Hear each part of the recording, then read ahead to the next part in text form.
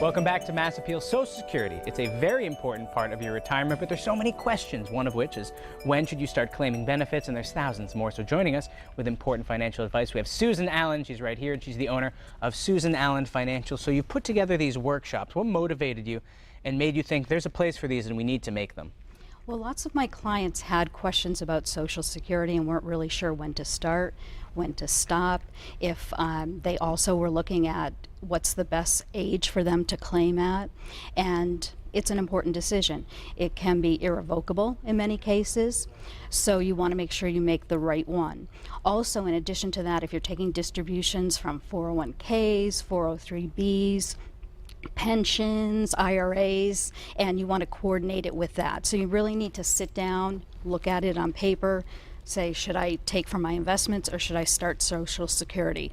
And also with Social Security, one thing that's important is that every year that you wait, it grows by 8%, and do your investments grow by 8%? So you really need to take a look at both of those and see where it's appropriate to start. And it's different for everybody, and there's so many different permutations, but be it your age or the percentage that you get it at.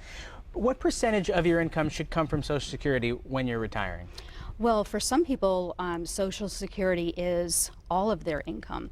But a recent study that I looked at is that for clients or for people 65 or over, about 42% of their income comes from Social Security. That's if they have an income in the income range of $50,000 or more. And that's a big chunk, so it's important that we is. make the right decision. So one of those decisions that you can make is age. So what factor does age have in claiming retirement and Social Security? Well, that's an important decision. The first age that you can claim at is 62, so that's the earliest you can claim at.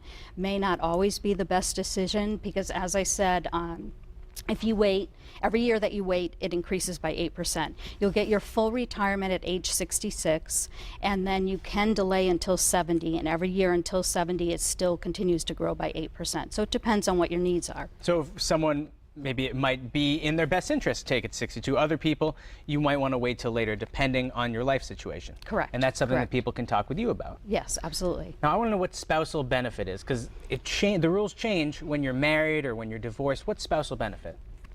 Well, if you're married, you can collect on half of your spouse's income. So, of course, that would be if your spouse's income was larger than yours. And you can do that if you obviously are currently married.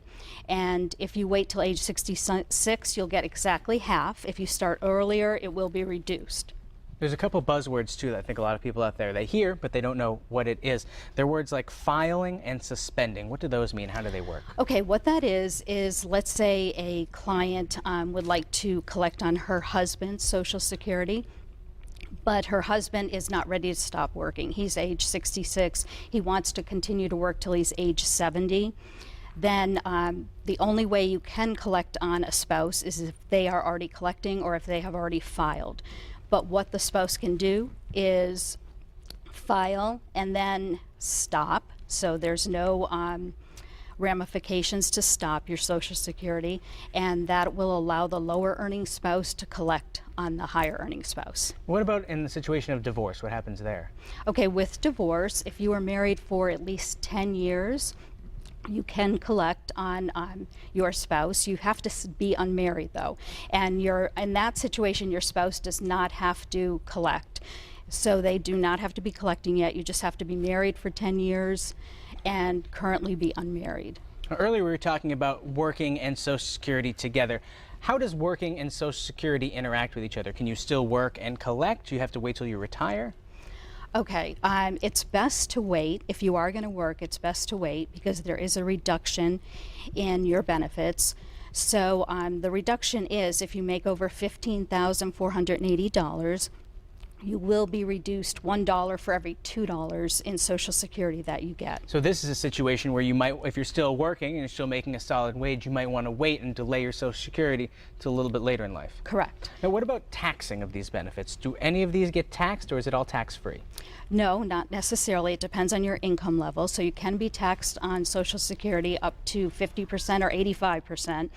And if you're single, you can make up to $34,000, and then you would be taxed up to 85% of your Social Security. For married couples, it increases to $44,000. See, these are all very important things to consider, but sometimes it's difficult. There's so much information that goes along with it. So how can people contact you if they need your help? And also, if people are very interested, you have these seminars too. Yep, I have workshops. One is going to be at the Agawam Library on August 6th, 6:30 to 8. So if anyone would like to attend that, and they can also contact me if they would like to get one of the workbooks. And that's if people swing by and they call you, they can get one of these workbooks, which are great to helping determine just the stuff we were talking about today, when you might want to claim, when you might want to delay. Correct. Susan, yes. Excellent information. Thank you so much for sharing it with us today. It's a pleasure meeting you. And if you want more information regarding Social Security, just give Susan a call, 413-569-0035, or you can visit SusanAllenFinancial.com.